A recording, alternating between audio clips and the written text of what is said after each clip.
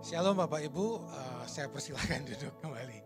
Ya, eh, ini untuk pertama kali saya hadir di sini atas undangan Bapak dan Ibu Gembala. Sekali lagi saya mengucapkan terima kasih. Yang jelas Bapak Ibu Gembala, saudara-saudara, Bapak Ibu semua lebih senior daripada saya usianya karena beda 10 tahunan. Nah, sekali lagi saya mengucapkan terima kasih untuk undangan. Saya boleh bersekutu bersama saudara-saudara semua sebagai umat Tuhan, tubuh Kristus di tempat ini. Nah, tentunya saya harus memperkenalkan diri dulu. Jadi nama saya Andreas Kristanto. Memang saya adalah seorang pengajar, sudah beristri satu, kebetulan guru juga. Jadi kalau suami istri guru gini nih ya memang agak ribet juga Bapak Ibu ya. Nah tentunya kami memang berdua sejak semula pacaran mengikrarkan diri untuk menjadi seorang pendidik. Nah anak kami udah tua, masih kecil-kecil karena dulu meritnya berat, kira-kira seperti itu. Nah anak saya yang pertama namanya Eliseva Eset Khail, ini saya ambil dari bahasa Ibrani dari kitab Amsal 31 ayat 10 itu tentang, kalau di terjemahan LAI, istri yang apa itu cakap. Nah, ya terjemahan literalnya adalah wanita yang kuat. Sedangkan yang udah 3 tahun dan sudah bersekolah walaupun hanya ikut mamanya gitu. Nah, yang kedua adalah Lois Theophania. Ini baru 3 bulan lebih. Jadi memang saat ini lagi masa-masa repotnya kami untuk mengurus bocah dan harus mengurus tanggung jawab kami. Kira-kira begitu. Nah, kalau Bapak Ibu nanti ingin perkenalan lebih lanjut, kita boleh ngobrol. Tentunya setiap hari pekerjaan saya adalah mengajar. Jadi jangan heran kalau dalam khotbah ini saya style ngajarnya ya kelihatan saya bukan pengkhotbah KKR Bapak Ibu. Tentunya saya akan mengajar sesuai dengan kebiasaan saya. Dan tentunya ketika kita belajar firman Tuhan, kita berharap pertumbuhan rohani kita semakin bertumbuh. Amin. Nah, dan saya berdoa Bapak Ibu untuk apa yang harus disampaikan hari ini. Saya memulai dari pergumulan saya tentang jemaat ini, yaitu saya hari ini akan menyampaikan firman Tuhan yang terambil dari 2 Korintus. Tolong bisa ditampilkan slide-nya. Kita akan berbicara tentang memperkuat manusia dalam. Sebenarnya ayat ini adalah ayat yang udah umum kita sering baca. Kita akan coba memperdalamnya hari ini dengan suatu harapan agar kita mendapatkan sesuatu yang lebih. Sebagai permulaan dari renungan kita pada pagi hari ini, kita bertanya Bapak Ibu dalam diri kita. Coba kita tanya dalam diri kita masing-masing. Kenapa kok kita memerlukan Tuhan? Kenapa kok, ini tentunya saya lihat di sini banyak kaum muda ya. Nah, kaum muda tentunya pada masa-masa yang berkembang, bertumbuh. Kenapa seolah-olah kita dari muda wajib mengenal Tuhan? Nah, tentunya anak muda ini, karena tentunya saya juga pernah ngalami muda, udah ke gereja mesti dipaksa-paksain gitu toh, disuruh ikut komsel, disuruh ikut ini. Nah, justru itu kita bertanya, dan saatnya saat ini saudara-saudara semua yang kaum muda dan juga Bapak Ibu, kita mengingat kembali kenapa kita perlu Tuhan. Kalau ditanya Bapak Ibu, ditanya apa sih alasan kita, kenapa kok kita ini mengikut Tuhan? Ada yang ingin menjawab? Ini jangan tegang Bapak Ibu ya. Saya nggak biasa tegang di kelas. Ada yang ingin menjawab, kenapa kok kita selalu memerlukan Tuhan? Jawabnya sederhana Bapak Ibu. Dan ini pernah menjadi pergumulan saya, kenapa? Emang nggak ada yang lain gitu? Jawabnya sederhana. Karena kita selalu memerlukan kuasanya, itu saja. Dan karena dia Tuhan. Nah, di dalam pengiringan kita terhadap Tuhan Bapak Ibu, ini ada dua fase. Yaitu fase pertama dari kegelapan sampai pertobatan. Ini dari kegelapan sampai pertobatan. Ya, yang dulu suka judi, sekarang enggak lagi, udah bertobat, suka minum gitu toh, kekerasan dan lain sebagainya. Ini adalah fase pertama. Kehidupan mengiring akan Tuhan. Fase kedua adalah dari pertobatan sampai kepada kesempurnaan. Nah, justru pada fase yang kedua ini sulit dideteksi. Yang tahu cuman kita sendiri. Kalau fase pertama bisa kita lihat, oh dulu suka marah-marah, emosional, suka banting-banting barang, sekarang sudah bertobat gitu toh.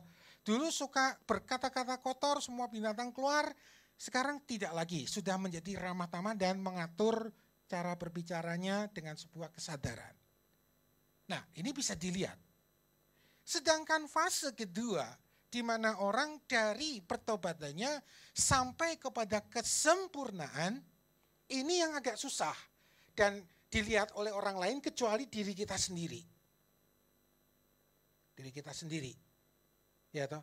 Dan jangan-jangan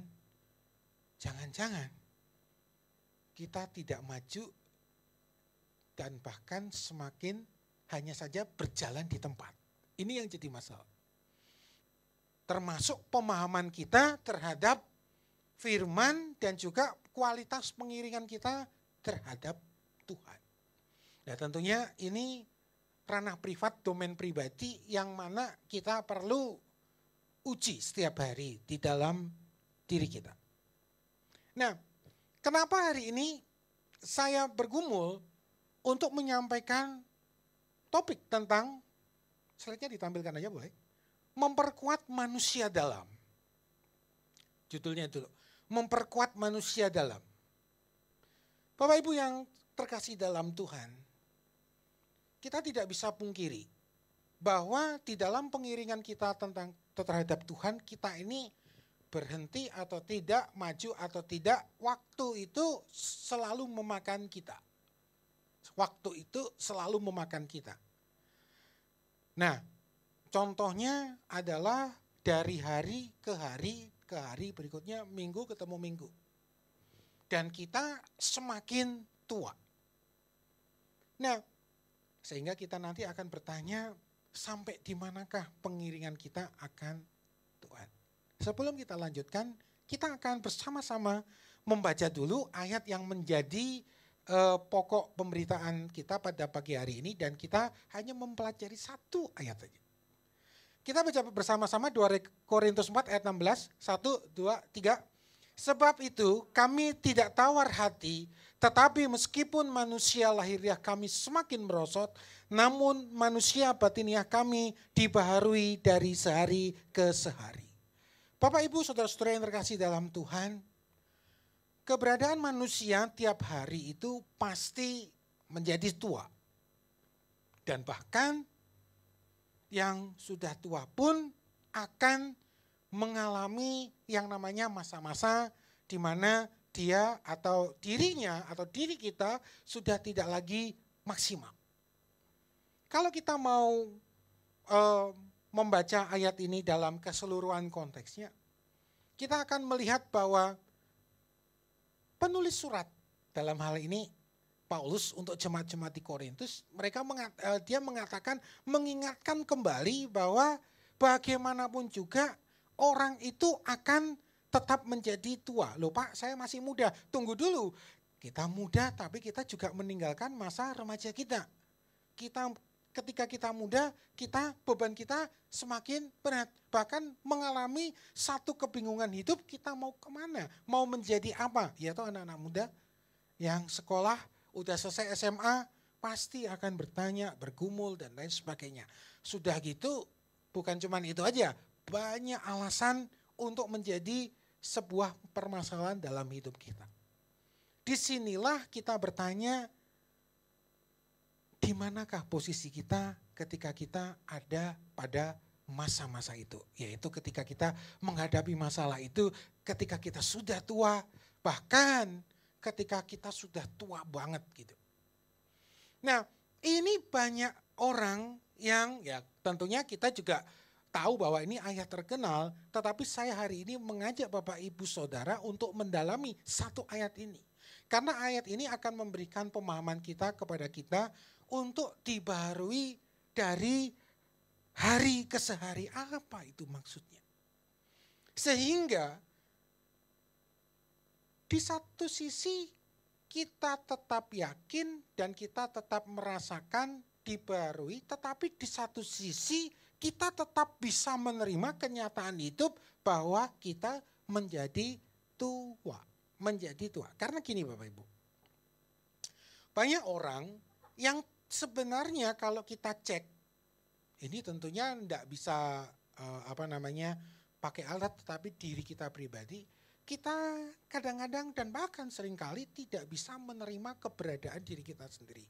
Keberadaan diri kita yang semakin tua. Tua ini dalam arti bukan tua banget, dari mulai anak-anak menginjak remaja itu pun juga tua. Artinya kita semakin bertambah usianya, bertambah tanggung jawabnya, bertambah beban hidupnya, tanggung jawabnya dan lain sebagainya. Nah, dalam konteks ini Bapak Ibu yang kita baca tadi, Paulus mengatakan sebab itu kami tidak tawar hati, tetapi meskipun manusia lahiriah kami semakin merosot gitu toh, namun manusia batiniah kami dibaharui dari sehari ke sehari. Ada dua yang sedang dijelaskan oleh Paulus pada ayat ini. Yakni manusia lahiriah kami yaitu tubuh kita dan manusia batiniah kami yaitu bagian dalam dari tubuh kita. Slide berikutnya bisa ditampilkan. Slide lagi. Nah, ini saya sedikit memberi informasi dan saya tidak sedang mengajak Bapak Ibu untuk kuliah, tetapi saya meminta bantuan dari penjelasan bahasa. Jadi kira-kira kalau mau dijelaskan begini Bapak Ibu, Paulus sedang mengatakan kepada jemaat pada saat itu, dan ini adalah pesan yang masih relevan sampai kita kepada kita sekarang. Pada hakikatnya manusia itu yang kita lihat secara seperti sehari-hari, kita kan melihat hanya satu orang, oh orang itu, oh orang ini, oh mereka, oh dia. Tetapi kita harus ingat Bapak Ibu, tentunya kita sudah punya pengalaman melayat orang yang duka atau mungkin kerabat atau keluarga kita. Tadi pagi masih hidup, saya masih ketemu, sekarang kok sudah dipanggil Tuhan gitu. Terus kita datang gitu toh ke rumah duka melihat tubuh atau jenazahnya. Pernah enggak kita berpikir gini? Selama ini saya melihat dia hidup. Terus kemudian hari ini saya melihat dia tidak bergerak. Pernah enggak kita berpikir gini? Oh, berarti kalau gitu yang kita lihat, saya lihat selama ini sebenarnya tubuhnya doang. Pernah enggak kita berpikir ke jenjang berikutnya, ternyata ada sesuatu yang tidak kelihatan, yang sebenarnya itulah dia yang menggerakkan tubuh ini gitu. Nah, jadi inilah yang sedang disampaikan, coba disampaikan, ada manusia lahiriah yaitu tubuh kita. Dan ada manusia batiniah yaitu bagian dalam tubuh kita. Dalam hal ini tidak perlu dibahas lebih lanjut apakah manusia itu tubuh jiwa roh, tubuh roh atau sebagainya. Pokoknya gini saja gampangannya. Ada yang, jadi kalau kayak handphone itu ada hardware-nya, ada software-nya gitu. Dan tadi saya sudah jelaskan ternyata ketika kita berkunjung ke kerabat kita yang sedang berduka atau mungkin kita mengalami kedukaan, kita menjadi sadar bahwa ternyata ada bagian dalam diri orang, setiap manusia yang tidak kelihatan, yang sebenarnya itu dia yang menggerakkan tubuh ini. Dan itu kita sebut manusia dalam. Nah, dalam teks itu dipakai exo yang berarti luar, exo. Sedangkan di bagian berikutnya manusia batinnya, ini mirip-mirip dipakai kata eso, manusia dalam, bagian dalam. Kalau luar itu exo, yang dalam itu eso. Nah, karena kita sudah punya padanannya, saya tidak perlu terlalu menekankan ini. Yang jelas ada manusia luarnya, ada bagian dalamnya. Ketika seseorang dipanggil Tuhan, justru disitulah perpisahan antara manusia luar dan manusia dalam. Ya, itu aja. Sekarang masalahnya gini Bapak Ibu. Kita semakin tua dan tubuh kita semakin renta, ya toh. Bahkan ada orang-orang tertentu yang mengalami sakit dan sudah divonis dokter ini terminal gitu. Ya toh.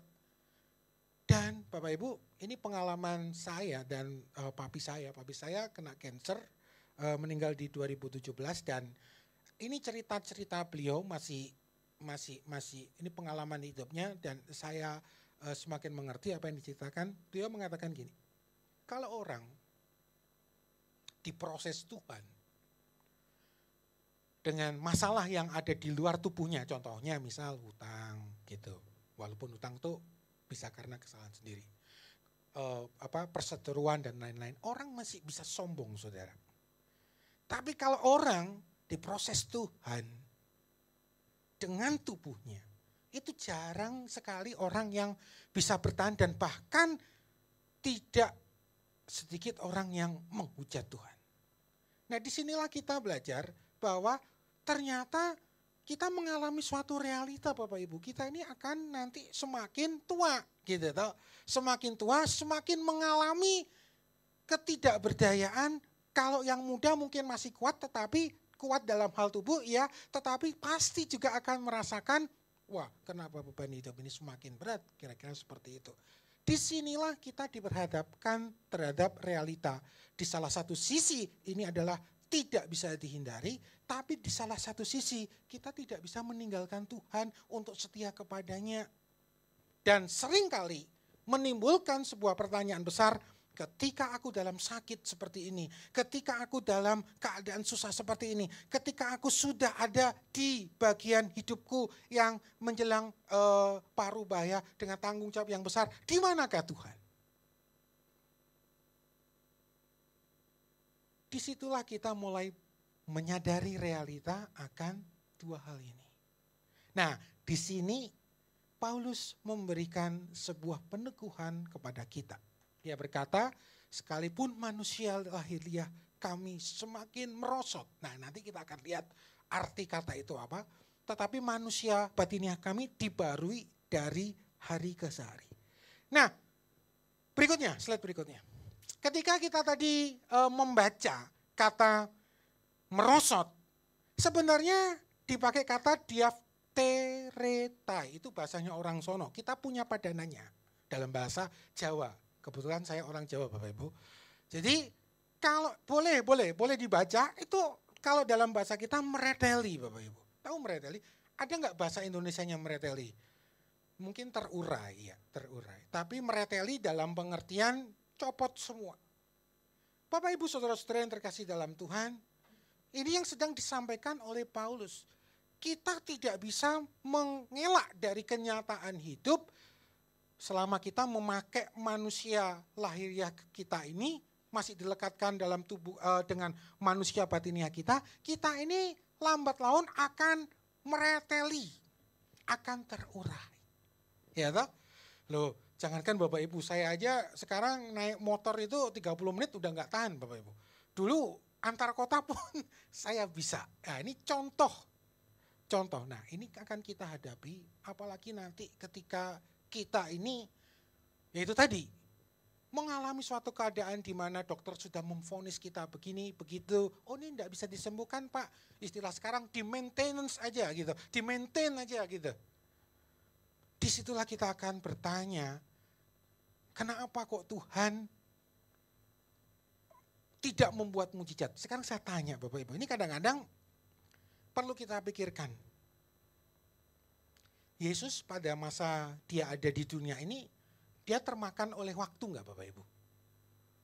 Termakan toh. Buktinya dia kan enggak kecil terus, enggak jadi bayi Yesus terus toh. Ya toh. Bahkan dia mengalami masa muda, masa tua, sampai akhir karirnya dia disalib, kemudian bangkit. Dan ingat pada waktu masa dia masih memakai manusia lahiriah, ya dia merasakan apa yang kita rasakan. Buktinya apa? Dia mengatakan, aku haus. Dia benar-benar haus. Nah, disinilah Bapak Ibu kita, jadi Alkitab atau kitab suci, bahkan firman Tuhan, mengajarkan kepada kita hidup kita ini tidak selalu dalam pengertian yang supranatural, tetapi kita juga harus memahami kenaturalan. Ini yang kadang-kadang kurang dipahami, sehingga imannya adalah iman instan. Kita kurang memahami bahwa Yesus pun juga pernah mengalami masa-masa sulit, menderita. Ya karena memang inilah dunia Bapak Ibu. Apa faedahnya Pak ketika kita memahami? Kita akan nanti lebih bertahan. Tunggu dulu. Nah, jadi ketika kita membaca, merosot, terurai, copot satu persatu, itu bisa diibaratkan sebuah pohon yang sudah tua usianya, pasti dia gugur, rontok. Dan ini adalah gambaran yang sedang digunakan dengan kata diapteretai, yaitu mereteli itu tadi. Nah, ini tidak boleh kita sangkal. Ini harus kita terima sebagai sebuah kenyataan hidup, bahwa hidup di dalam kehidupan fisik. Ya toh? Nah, ya kalau wanita, mohon maaf, tidak menyinggung, kan ada ini karena istri saya juga pakai, biasanya kan pakai anti aging gitu toh. Ya toh, tapi walaupun anti aging dipakai, apakah bisa kayak nonik-nonik sekia umur 17 tahun gitu? Kan enggak toh. Ya toh, artinya kita pun akan mengalami keadaan-keadaan ini. Nah, Bapak Ibu Saudara, ketika saya merawat papi saya, itu kalau Bapak Ibu pernah masuk di RSCM itu anak-anak usia remaja aja, bahkan anak-anak bayi, balita maksudnya, udah divonis kanker gitu. Ini realita itu Bapak Ibu. Dan kita bertanya, di mana Tuhan? Ya, di mana Tuhan? Mengapa ini terjadi? Loh, ini realita itu Bapak Ibu. Dan Bapak Ibu nanti bisa berkata seperti ini, aku ini setia ke gereja memuji Tuhan. Tetapi kenapa kok penyakit ini datang kepadaku? Nah, ini kita harus memahaminya bahwa di dalam kehidupan kita, unsur lahiriah, bahwa kita masih ada dalam dunia physically, yang mana ini pasti terjadi. Jangankan gitu Bapak Ibu, enggak usah manusia lah, laptop, komputer, terus apa lagi, handphone, smartphone Anda, itu punya, kalau dalam bahasa elektronik, punya lifetime toh. Ya. Tetapi tidak berhenti sampai di situ saja. Ini yang menjadi dasar pengharapan, dan nanti kita akan lihat, justru itulah, tidak ada cara lain memperkuat diri kita, selain kita memperkuat manusia dalam kita. Karena kalau tidak, manusia dalam kitalah yang berada di bawah kuasa manusia lahiriah kita. Sehingga kita menyerah pada keadaan dan kita tidak menikmati Tuhan di dalam kehidupan kita. Nah, justru itu slide berikutnya, ketika kita sudah tahu bahwa mereteli gitu.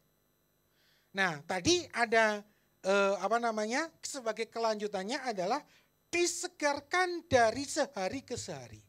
Sebab itu kami tidak tawar hati, ternyata ada alasannya. Dan inilah yang akan menjadi pemberitaan firman Tuhan pada pagi hari ini, supaya Bapak Ibu pulang dengan suatu pemahaman yang baru. Tetapi meskipun manusia kami semakin, ada kata semakin.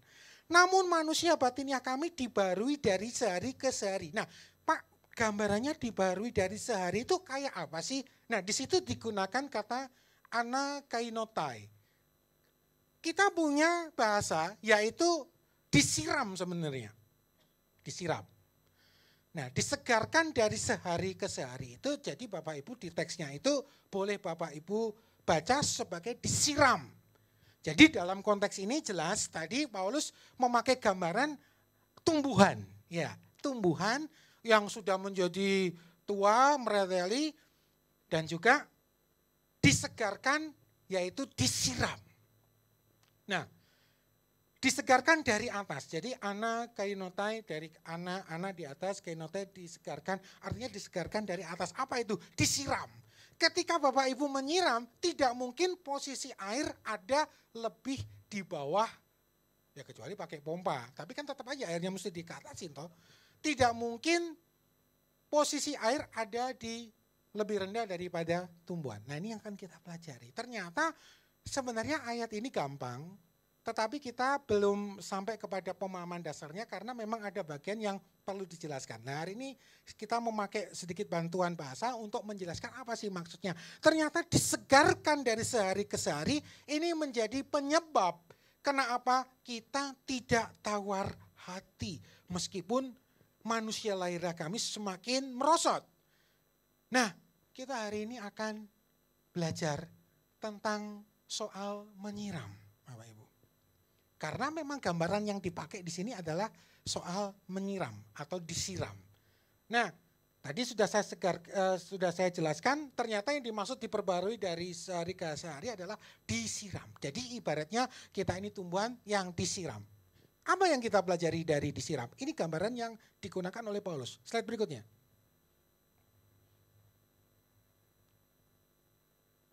Satu, yaitu posisi kita mesti lebih rendah daripada yang menyiram. Ini berarti berbicara bukan soal kerendahan hati saja, tetapi ketertundukan keseluruhan hidup kita kepada Tuhan. Ketertundukan keseluruhan hidup kita pada Tuhan. Tentu ketika kita menyiram, walaupun setinggi apa itu pohonnya, kan kita pasti alirkan air itu lebih di atasnya. Kedua, pastikan kalau Bapak Ibu menyiram tumbuhan kan enggak mungkin toh pakai air cucian piring toh. Kan enggak mungkin pakai air rinso gitu toh. Enggak boleh ngomong merek ya di sini. Nah, bercanda. Nah, pastikan disiram dengan air. Bukan dengan oli, bukan dengan yang lain. Ini berbicara apa saudara? Pastikan dari sehari, setiap hari diri kita disiram oleh firman. Saudara-saudara, sebenarnya kita ini mempunyai potensi untuk menyiram diri kita dengan apa saja. Setiap hari kita baca FB, berita dan lain sebagainya. Ini sebenarnya adalah keran-keran informasi yang mengisi hidup kita. Makanya pesan ini mengingatkan kita, pastikan setiap hari kita itu disiram oleh air. Dan kitab suci mengatakan bahwa firman Tuhan adalah air kehidupan. Air kehidupan. Nah disinilah kita ini sering kali Bapak Ibu untuk diri kita sendiri kita membuka keran-keran informasi, gosip dan lain sebagainya, membuka keran-keran itu semua lebar-lebar masuk ke dalam diri kita sehingga otak kita menjadi crowded, ya kan? Tidak ada air yang murni yang menyegarkan diri kita. Jadi pastikan dalam setiap hari kita disiram oleh firman itu. Disiram oleh air yang murni, bukan yang lain. Ini kan sebenarnya gambaran yang cukup sederhana. Tetapi ya memang jarang dijelaskan karena gambarannya belum didapatkan. Nah, oleh sebab itu hari ini sebagai ulasannya saya sedikit saya mesti menjelaskan gambarannya. Jadi hari ini kita belajar soal disiram. Nah, syarat untuk kita disiram dan bertumbuh adalah Nggak mungkin kalau Bapak Ibu nyiram tumbuhan itu cuman batangnya aja separuh toh. Kemudian daunnya aja sebelah sini. Syarat yang ketiga adalah seluruh bagian harus menjadi basah. Maksudnya apa? Di dalam kehidupan kita tentang pengiringan kita terhadap Tuhan, kita tidak bisa setengah kaki kering, setengah kaki kita basah. Setengah hidup kita kering, setengah hidup kita basah. Nah, kalau kita memperhatikan pesan yang dimaksud pada bagian ketiga, ketiga, seluruh bagian hidup kita harus disiram. Ini berbicara soal ya apapun yang kita kerjakan, dimanapun kita, terus apa lagi? Bidang apapun yang kita kerjakan, Pak saya kan bukan gembala, bukan pendeta, termasuk di lingkungan kerja kita dan juga ketika kita menjabat sebagai profesi apapun. Disinilah kita akan merasakan bagaimana, jadi kalau ada lagunya Sungai Sukacitamu mengalir dalamku, mengalir dalam kegerakanmu, toh ya kira-kira seperti itu, tenggelam di dalam Tuhan. Jadi ketika kita mempelajari perkataan Paulus tentang disegarkan dari sehari ke sehari, ini sebenarnya kuncinya adalah seperti gambarannya ketika sebuah tumbuhan itu mengalami proses disiram. Pertama, saya ulang, dia harus lebih rendah, penyiram harus lebih tinggi. Ini berbicara tentang ketertentukan itu. Kedua, pastikan mesti disiram oleh air, bukan yang lain. Berbicara tentang firman yang murni. Air yang murni, yaitu firman itu. Dan yang ketiga, pastikan kita disiram secara keseluruhan. Maksudnya gini, relakan diri kita untuk disiram keseluruhan supaya kita mengalami siramannya itu. Sekali lagi saya garis bawahi, tidak ada cara lain kecuali kita memperkuat manusia dalam kita. Nah, justru Bapak Ibu kalau kita sadar ya, dalam kehidupan kita sehari-hari ini sebenarnya yang lebih berperan itu kan manusia dalam kita. Sesat atau tidak. Sesat ini letaknya di mana Bapak Ibu? Sesat itu letaknya di mana? Di manusia dalam. Ketika sesat itu sudah menjadi sebuah perbuatan sesat, itu telat. Karena Bapak Ibu kalau kita lihat, Alkitab juga mengajarkan sesat itu letaknya, kalau manusia dalam kita ini mau diurai lagi, itu sebenarnya cuma dua, yaitu pikiran dan perasaan. Nah, sesat itu letaknya di pikiran dan juga di perasaan. Bisa di pikiran dan bisa di perasaan. Nah, inilah mengapa kita menjadi sadar bahwa kita mesti berdoa, bersekutu dengan Tuhan tiap hari supaya kita ini diterangi. Tidak berlanjut kepada perbuatan sesat. Gini aja deh gampangannya. Bapak Ibu kan punya Android semua. Kalau Bapak Ibu Androidnya ngaco itu hardware-nya atau software-nya? Pasti software. Disinilah kita menjadi mengerti kenapa kita memerlukan penerangan Tuhan dalam sepanjang kehidupan kita. Tidak usah jauh-jauh lah, paling tidak hari ini. Kita mau apa?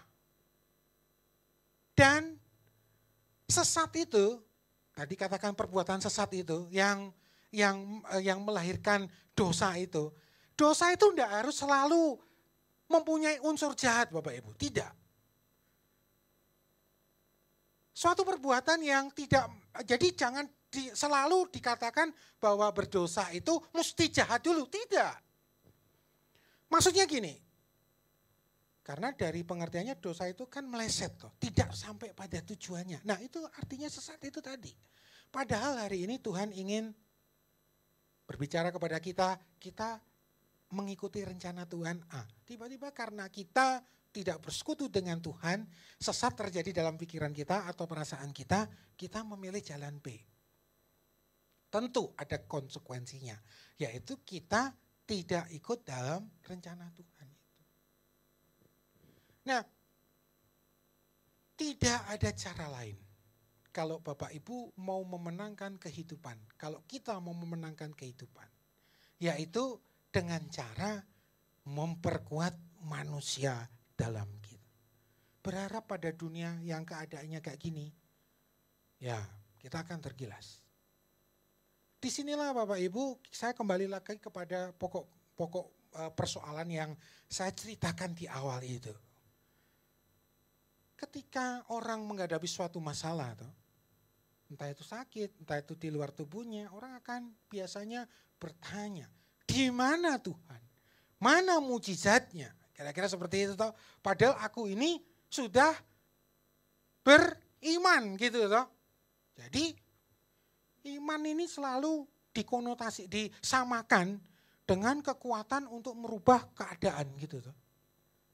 Iman ini selalu disamakan dengan suatu kekuatan pikiran atau kekuatan keyakinan hati untuk merubah keadaan. Jadi kalau dia mempunyai kekuatan itu, dia bisa berubah. Pertanyaannya gini Bapak Ibu. Kalau iman hanya dipahami seperti itu, ya toh, bagaimana dengan cerita Sadrak, Mesah, dan Abednego?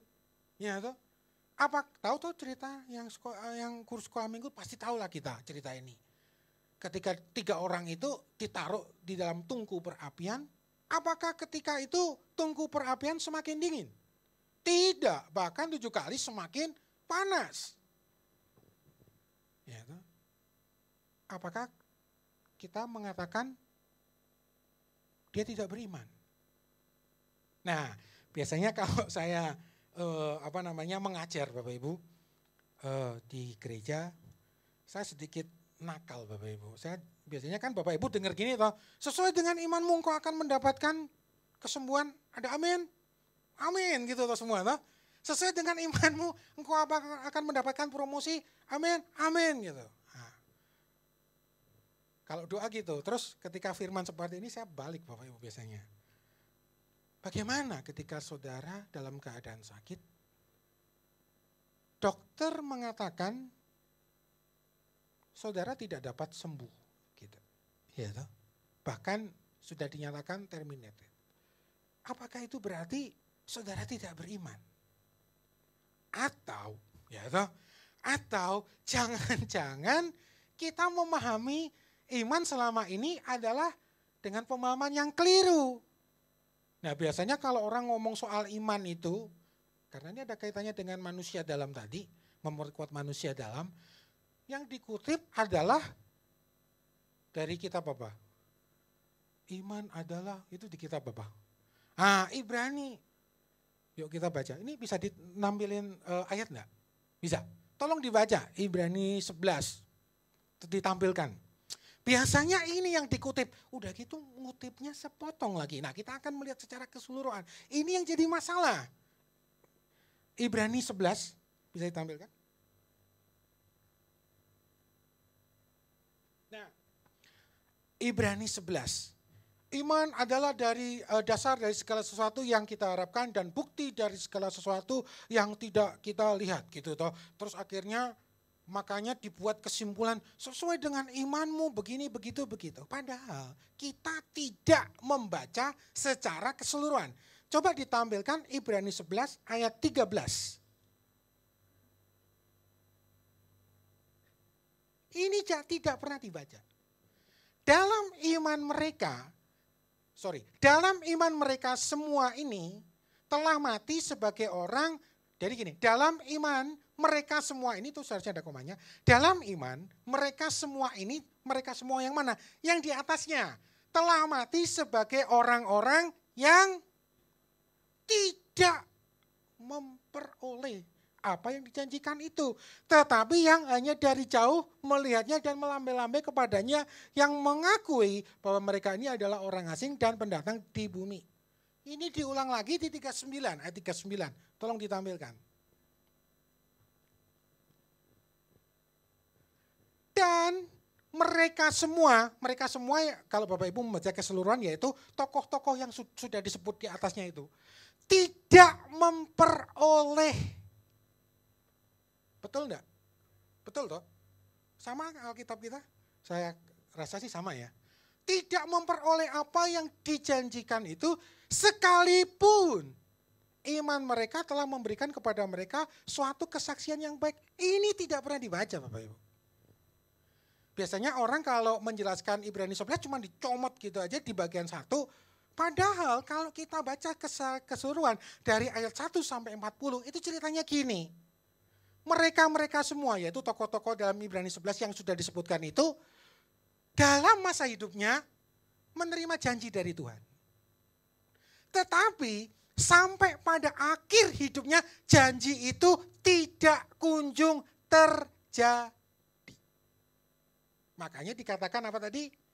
Dalam iman mereka semua telah mati dengan tidak Loh Pak, kalau gitu kebalikan dari yang pengertian iman yang Bapak jelaskan semula tadi.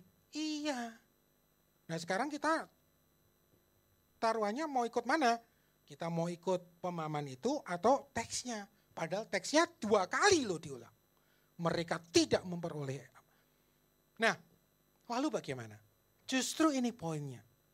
Tetapi walaupun dalam hidupnya mereka memperoleh janji itu semasa hidupnya, tetapi mereka sepanjang hidupnya janji itu tidak kunjung terjadi, mereka hidup dalam ketaatannya itu loh.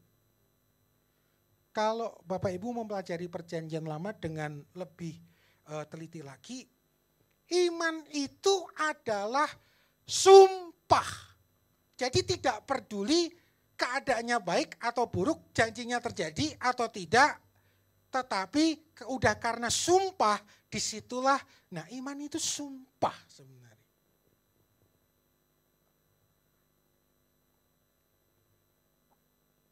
Orang terkadang Bapak Ibu sering mengkaitkan iman ini dengan mujizat tadi itu.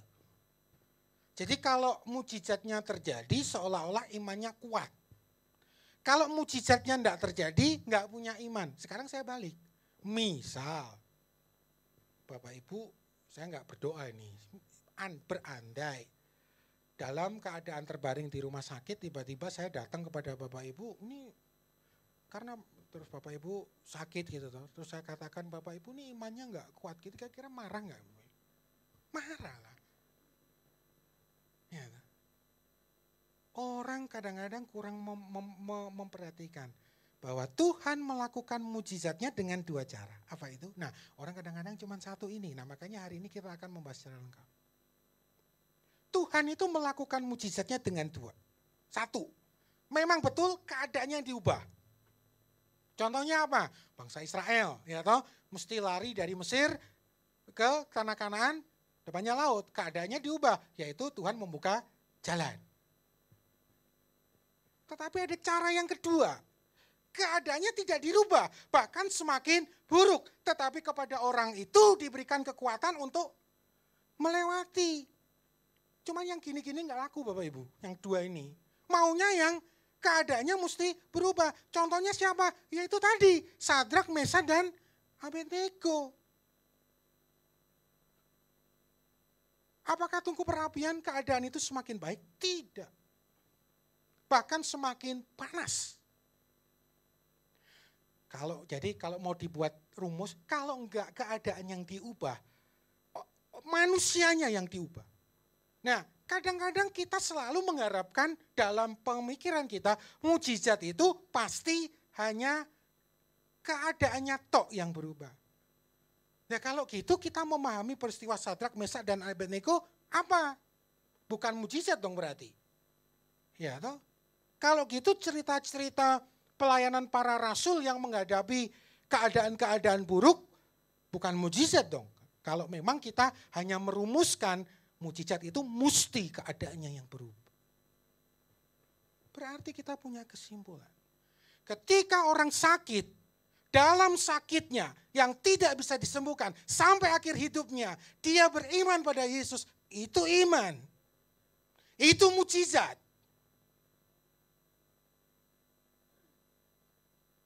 Bagaimana dia mempunyai kekuatan dalam kelemahannya untuk bertahan, memegang keyakinannya, bahkan bukan memegang keyakinannya tok, menikmati persekutuan dengan Tuhan. ini kita sebagai manusia cuman bisa merumuskan sebanyak dua cara Tuhan melakukan mujizatnya. Padahal Tuhan itu bisa melakukan dengan cara ketiga, keempat, kelima, keenam yang kita nggak tahu. Tapi paling enggak hari ini kita bisa rumuskan karena keterbatasan pemikiran kita. Yaitu Tuhan bekerja dengan dua cara. Kalau enggak keadaannya diubah, manusianya yang diubah. Nah, jadi kita harus memahaminya dengan lengkap. Ini menjadi dasar pemahaman kita untuk kita menjadi yakin bahwa ini katanya militan gitu toh. Nah, memang konsep pemahaman itu semakin bertingkat Bapak Ibu. Jadi artinya saya berharap untuk jemaat di sini tidak lagi memahami mujizat itu harus keadaannya yang berubah. Memang betul, ada, iya, tapi tidak harus. Tuhan punya cara sendiri. Kalau Tuhan pada waktu itu mau ngomong, memerintahkan malaikatnya itu api dalam tungku itu matiin itu. Bisa enggak? Bisa, kenapa? Tetapi tidak terjadi. Artinya Tuhan bekerja dengan cara yang lain. Manusianya diberikan kekuatan untuk menghadapi itu. Nah, ini permasalahan real di dalam kehidupan kita beriman. Kita berhadapan dengan keterbatasan kehidupan fisik yang kita dalam istilah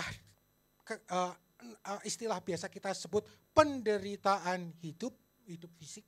Tetapi kita juga harus beriman kepada Tuhan. Di tengah ini kita seolah ingin memaksakan Tuhan yang selalu mengubah keadaannya itu. Dan manusia dalam kita menjadi tidak bertumbuh seolah-olah kalau Tuhan tidak mengubahkan keadaannya, tidak berubah. Kita tidak bisa melalui keadaan itu.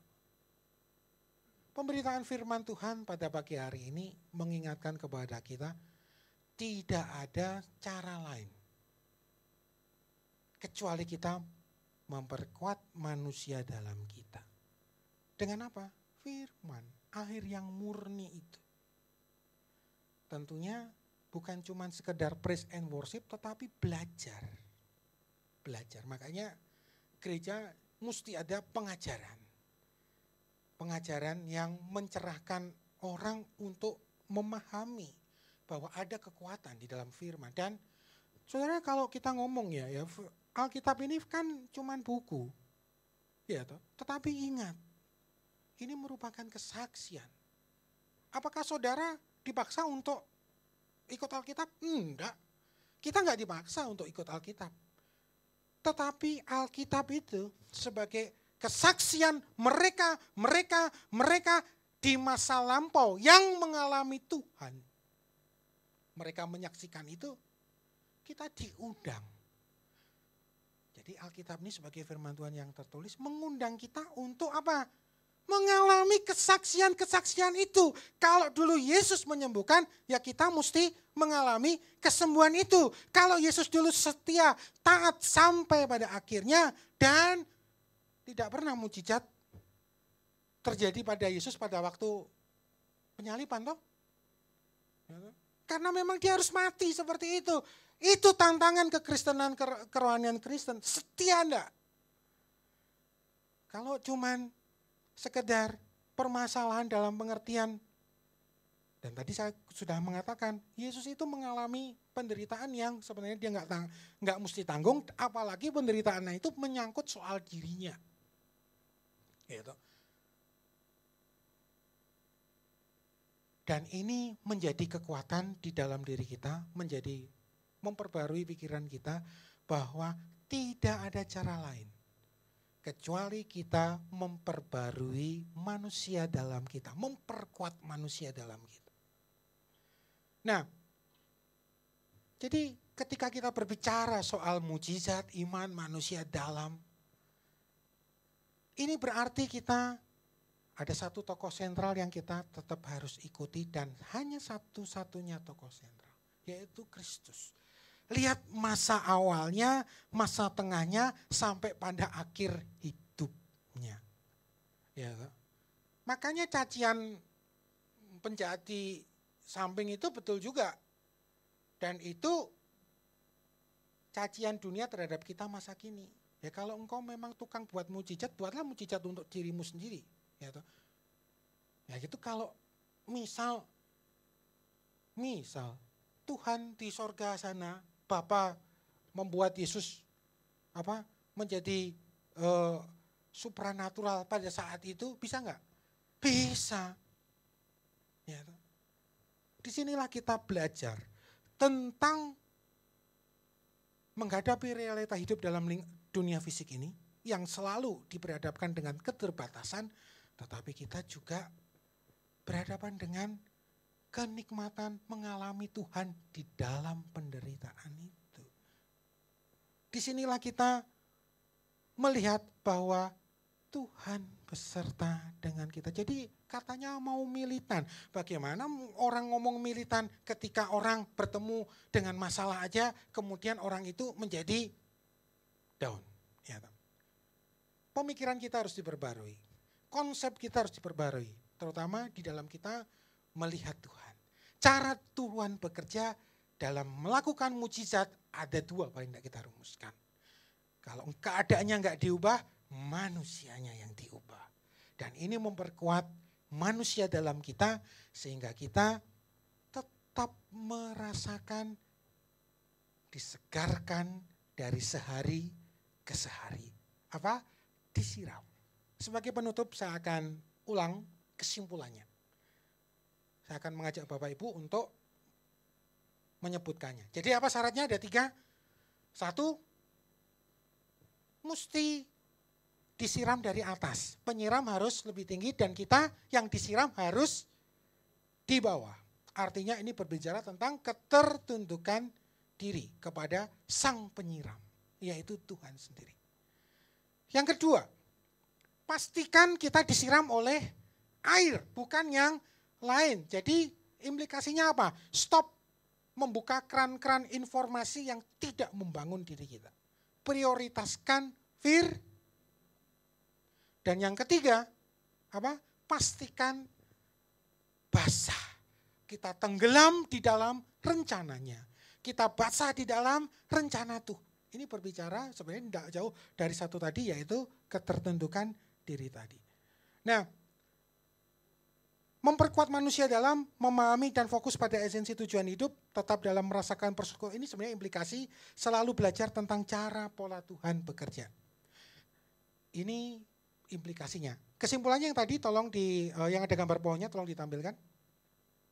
Nah itu, posisi kita harus lebih rendah dari sang penyiram, disiram dengan air, pastikan bukan dengan yang lain, kemudian seluruh bagian hidup kita harus menjadi basah. Dan biarlah firman Tuhan pada pagi hari ini mengubah pemikiran kita, metanoia. Jadi pertobatan itu bukan cuma sekedar hati, tetapi pikiran. Kalau kita ngomong hati, ngomong apa? Perasaan. Hati berbicara soal pikiran. Tadi saya mengatakan sesat itu adanya di mana? Di pikiran dan juga di hati. Nah, oleh sebab itu kita memahami pemahaman yang baru supaya kita militan. Kita setia sampai kita selesai kontrak kita di dunia dan kita tetap merasakan menikmati perjalanan hidup bersama dengan Tuhan. Pemusik saya undang ke depan, kita nyanyikan lagu Selidiki Aku, Lihat Hatiku, Apakah Ku Sungguh. Sebagai doa kita nyanyikan ini dengan sebuah perenungan. Kita menghadap kepada Tuhan, tidak perlu membahas orang lain, kita ambil waktu untuk kita mengintrospeksi diri. Selidiki aku. Selidiki aku, lihat hatiku, apakah ku sungguh mengasihi Yesus, Kau yang Maha Tahu.